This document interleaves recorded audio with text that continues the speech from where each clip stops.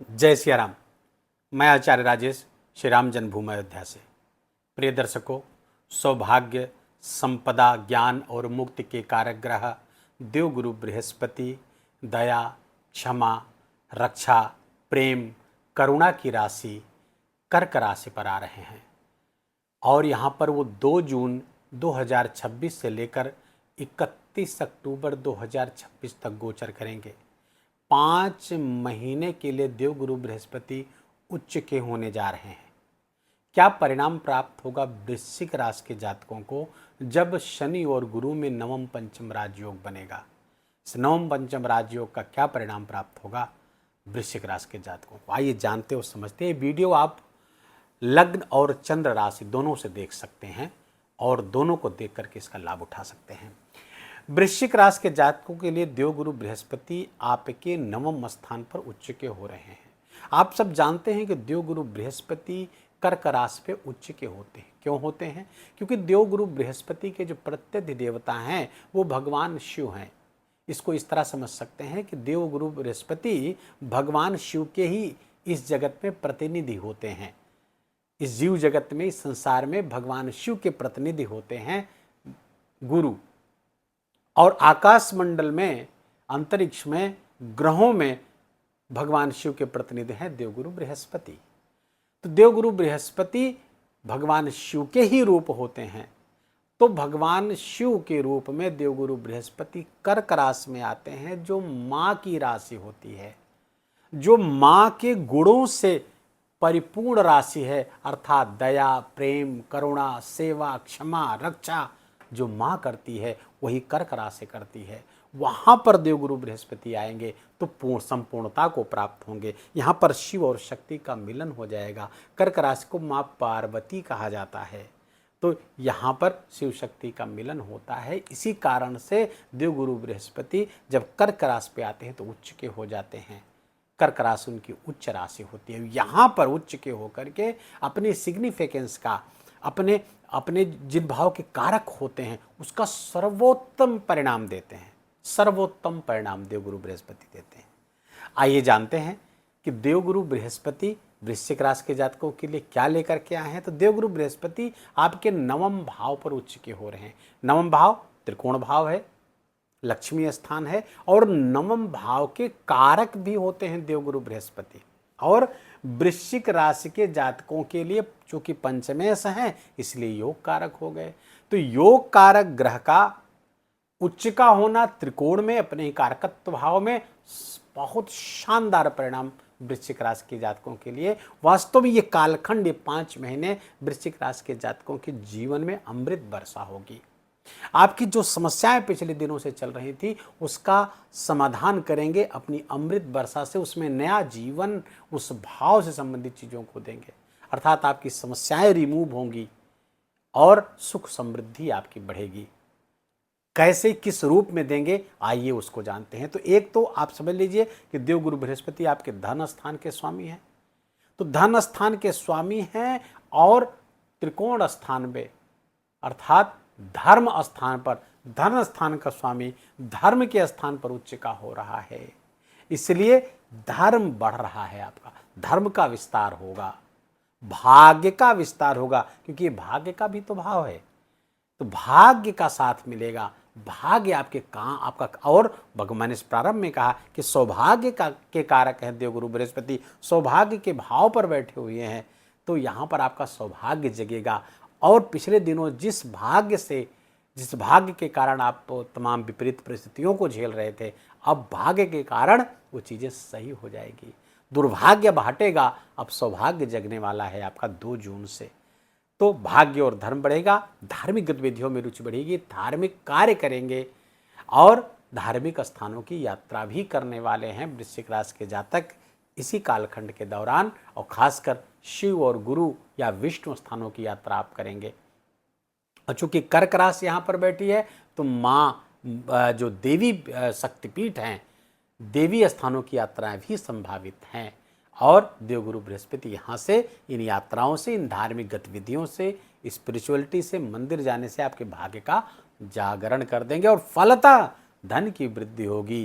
क्योंकि यहाँ पर धन के कारक हैं, आपके धन के स्वामी, धन भाव के स्वामी भी हैं और कारक भी हैं, प्रोजेक्ट लीडर भी है, प्रोजेक्ट मैनेजर भी हैं। तो फलतः बहुत शानदार परिणाम धन भाव, तो आपका संचित कोष बढ़ेगा, वाणी प्रभावशाली होगी, वाणी में ज्ञान और धर्म युक्त वाणी बोलना प्रारंभ करेंगे। आपका आहार विहार तज्जनित होगा, अर्थात उसी प्रकार से आपका आहार विहार होगा। कुटुंब का विस्तार होता हुआ दिख रहा है, क्योंकि यहाँ पर भाग्य से विस्तार कर रहे हैं, धर्म से विस्तार कर रहे हैं। कुटुंब में किसी का विवाह होकर के नए सदस्य के आगमन की संभावना बन रही है, या नए सदस्य किसी बच्चे के रूप में भी आ सकता है, क्योंकि वृश्चिक राशि के जातकों के लिए पंचमेश भी तो हो देवगुरु बृहस्पति, भाग्य भाव तो संतान होने की संभावना, संतान प्राप्ति की भी संभावना को प्रबल कर रहे हैं। अभी उस पर आ रहे हैं, अभी हम केवल इस भाव को लेते हैं। तो इस भाव से संबंधित जबरदस्त लाभ आपको प्राप्त हो रहा है। फूड हैबिट्स आपकी बहुत बेहतर हो रही, वाणी बेहतर हो रही, कम्युनिकेशन बेहतर हो रहा है, उन सब से आपका भाग्य का जागरण होगा, भाग्य का साथ आपको मिलेगा, धर्म का साथ मिलेगा। अब दूसरे पंचम के स्वामी हैं, तो पंच एक ये भी त्रिकोण है, त्रिकोण के स्वामी का त्रिकोण में बैठना भी एक राजयोग होता है। और त्रिकोण के स्वामी त्रिकोण बैठे हों और उच्च के होके बैठे हों तो फिर क्या कहना है। अब इस भाव का स्वामी इस भाव से प्राप्त हो, इस भाव का लाभ इस भाव के थ्रू प्राप्त होगा, अर्थात भाग्य से शिक्षा, संतान, प्रेम, भक्ति ये बढ़ती हुई दिख रही, भाग्य से और धर्म से बढ़ती हुई दिख रही, क्योंकि स्वामी कहाँ बैठा है, भाग्य और धर्म के भाव पर, पिता और गुरु के भाव पर। तो फिर आपके घर यदि संतान, आपके संतान के इच्छुक हैं तो भगवान तो संतान आपको प्राप्त होगी, नंबर एक बात। दूसरे, यदि आप भक्ति चाहते हैं तो भक्ति की वृद्धि होगी, डेप्थ आएगी, आपकी भक्ति में गहराई आएगी, साधना तपस्या में गहराई आएगी, नाम जप में, मंत्र जप में आपकी श्रद्धा निष्ठा बढ़ेगी, उसमें गहराई आएगी। यदि वृश्चिक राशि के जातकों के लिए देवगुरु बृहस्पति अभी तक अष्टम स्थान पर गोचर कर रहे थे, तो पंचम से संबंधित और धन से संबंधित समस्याओं को बढ़ाए हुए थे, क्योंकि अष्टम भाव है ना, ये तो समस्याओं का भाव है, रुकावटों का भाव है। तो पंचम से संबंधित अर्थात संतान से संबंधित चिंता कोई न कोई आपको पिछले वर्ष लगी हुई थी।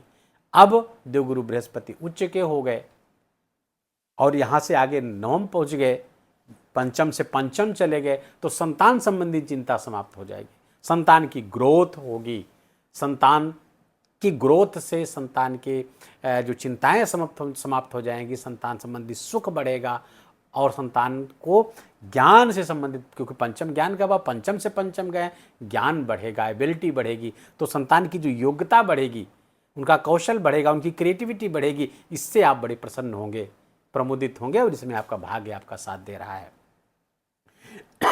प्रेम के लिए भी ये समय अच्छा है, लेकिन ध्यान रहे यहाँ पर शनिदेव गोचर कर रहे हैं, अभी उस पर हम आते हैं।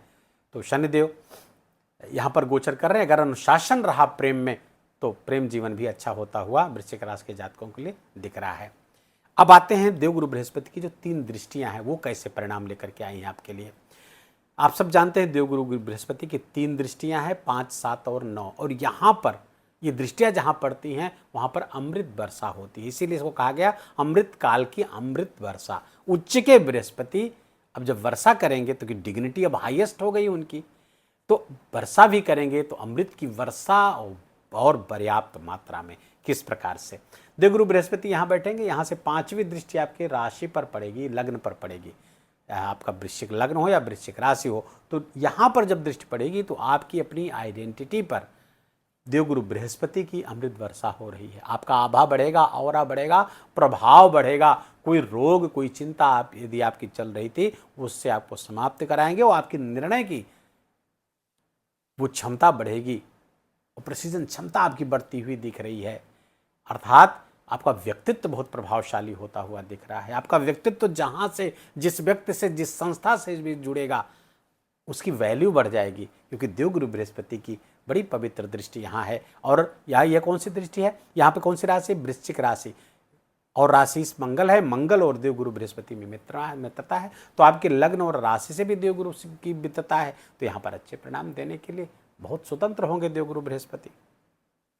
तो ये तो दिव्य परिणाम यहाँ से प्राप्त हो रहा है। देवगुरु बृहस्पति की जो 7वीं दृष्टि है आपके 3य भाव पर आ रही, ये क्या है, ये पराक्रम, पुरुषार्थ, प्रयास, ड्राइव, इसका भाव है। यहाँ पर देवगुरु बृहस्पति की दृष्टि बढ़ेगी, इसका विस्तार करेंगे, पराक्रम पुरुषार्थ आपका बढ़ेगा, आपके प्रयासों में तीक्ष्णता आएगी, सटीकता आएगी, एक कदम आगे बढ़ कर के आप प्रयास करेंगे।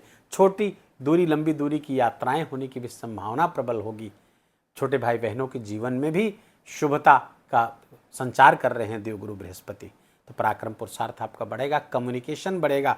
फलतः जो लोग कंटेंट क्रिएटर हैं, यूट्यूब सोशल मीडिया आज से जुड़े हुए हैं और ज्ञानवर्धक सामग्रियों को लोगों के सामने लेकर के आते हैं, उनके जीवन में अच्छा है। उनका यूट्यूब सोशल मीडिया जितने भी अकाउंट्स हैं वहाँ से शुभता, वहाँ से अच्छाई होती हुई दिख रही है। देवगुरु बृहस्पति की जो तीसरी दृष्टि है नौवीं दृष्टि कहाँ आएगी? पंचम भाव पर। यहाँ के स्वामी भी हैं, यहाँ के कारक भी हैं, अपने कारक और अपने उच्च राशि में बैठे हैं और यहीं पर दृष्टि करेंगे। अब इससे शुभ क्या हो सकते हैं देवगुरु बृहस्पति? तो पंचम भाव पर अमृत वर्षा कर रहे हैं और यहाँ पर शनिदेव बैठे हैं और शनिदेव देवगुरु बृहस्पति में नवम पंचम राजयोग बना हुआ है। देख लीजिए, शनिदेव से 5 घर आगे देवगुरु बृहस्पति, देवगुरु बृहस्पति से 9 घर आगे शनि। तो ये नवम पंचम राजयोग ज्योतिष में कहा जाता है। ये बहुत ही शानदार राजयोग होता है।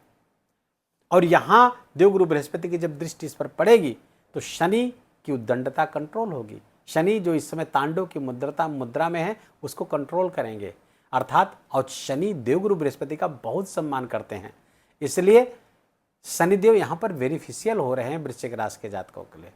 बहुत बेनिफिशियल, बहुत शुभदायक होते हुए दिख रहे हैं। तो फलता ये नवम पंचम राजयोग बहुत शानदार परिणाम आपको लेकर के आता हुआ दिख रहा है। संतान के जीवन में डिसिप्लिन आएगा और उस डिसिप्लिन से अच्छे कार्य और अच्छी उपलब्धियां होती हुई दिख रही हैं। जो डिले के कारण कुछ समस्याएं थी वो डिले यहाँ समाप्त होता हुआ दिख रहा है।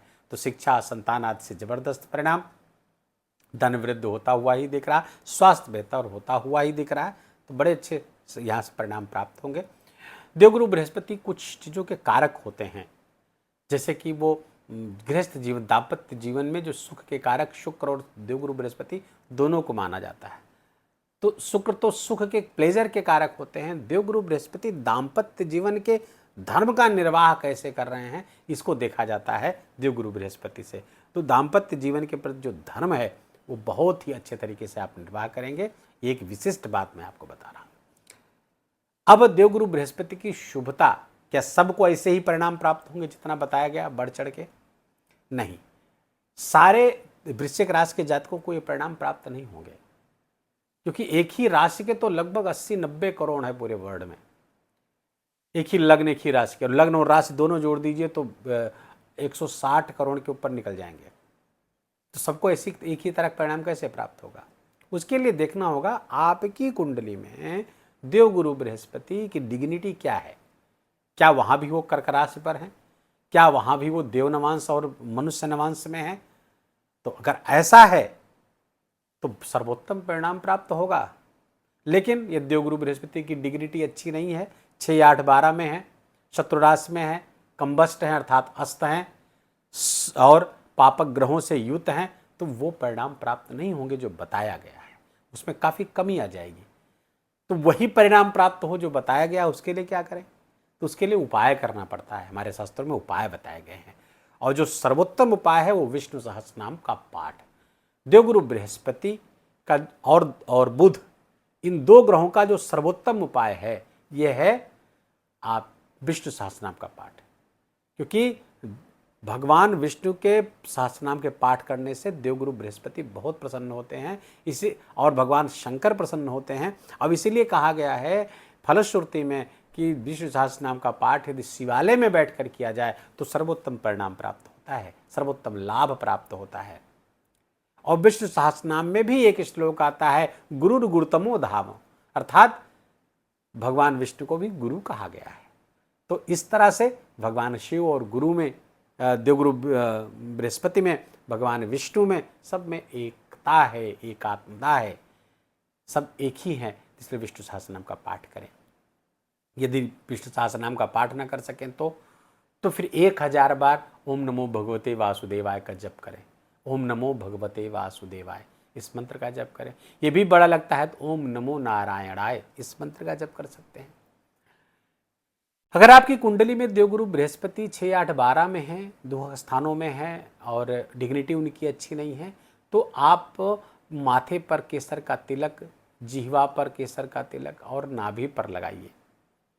हल्दी डाल करके स्नान करिए और जल में, गंगा जल में हल्दी डाल करके भगवान शंकर पर अभिषेक करेंगे तो देवगुरु बृहस्पति अच्छा परिणाम देंगे। वीडियो को ही विराम देंगे। वीडियो अच्छा लगा हो, आपके काम का लगा हो, मेरा बोलना आपका सुनना दोनों सार्थक हुआ हो तो कृपा करके इस वीडियो को लाइक करिएगा, अपनों के साथ शेयर करके उनको भी इसका लाभ दीजिए। कमेंट में जाकर जय सिया राम लिखना बिल्कुल भी मत भूलिएगा।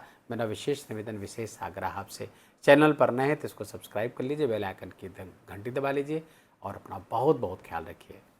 जय जय सिया राम।